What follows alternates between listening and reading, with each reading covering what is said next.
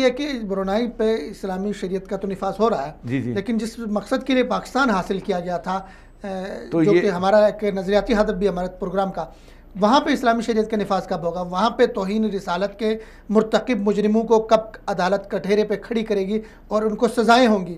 پاکستان میں کب لواطت ڈکیتی کا، آپ لواطت کے اتنے کیسز ہو گئے، بہاولپور کا قصور کا واقعہ ہو گیا، بہت سے واقعات ہو چکے ہیں، ڈکیتی ہمارے ہاں روز ہوتی ہے، اور اسی طرح جو ہے ریپ کے کیسز بھی ہو گئے، بچیوں کے ساتھ ریپ ہو گیا. تو ہمارے ہاں کب شریعت نافذ ہوگی؟ کون کرے گا شریعت نافذ؟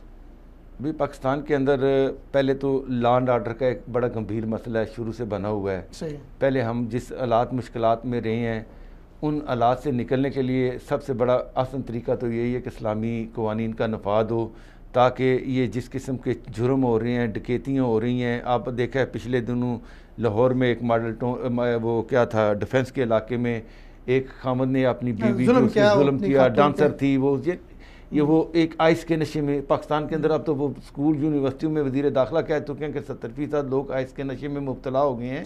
پاکستان میں یقینی طور پہ اس طرح اپنا جو ہے اسلامی سزاؤں کا نفاذ ہونا اس وقت کی اہم ترین ضرورت ہے. اگر معاشرے کو مزید بگاڑ سے بچانا ہے یا مزید کرپشن سے بچانا ہے یا ضروری ہے اسلامی سزاؤں کا نفاذ ہو، بہت ضروری ہے. اسلامی ہمارا شریعت کورٹ جو ہے وہ ایکٹیو ہو. ان کے لیے مثال ہے، اگر ان کو کوئی اس کی امپلیمنٹیشن میں ہو رہی ہے. پہلے بھی پاکستان میں اسلامی کورٹ ہیں، شریعت کورٹ موجود ہیں، لیکن اس کے باوجود بھی اگر ان کو اس کی چاہیے تو سعودی عرب کے پاس بعض ان کے اپنی ایک سسٹم پورا موجود ہے. آپ ان سے مستفادہ کر لیں آ کے اور اس کو امپلیمنٹ کر سکتے ہیں. تو ناظرین، برونائی میں جس طرح کا شرعی قوانین کا نفاذ ہوا ہے، اس کے بعد ہمارے لیے سبق ہے ایک تو ہم اپنے ملک کے اندر ان شرعی قوانین کا نفاذ کو یقینی بنائیں. ہمارا آئین میں یہ چیزیں لکھی ہوئی ہے. ہمارا ملک کلمہ طیبہ کے نام پہ اسلام کو پریکٹس کرنے کے لیے ہم نے حاصل کیا تھا.